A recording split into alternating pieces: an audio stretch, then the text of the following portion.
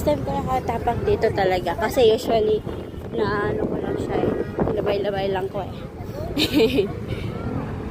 Labay-labay lang ko dito. Papuntang. Ganda pala talaga dito, no? Papuntang Rizal Park. So, usually naglalakad lang ako. But super ganda pala dito. Meron dito, doon, no? I think PICC ata yan eh.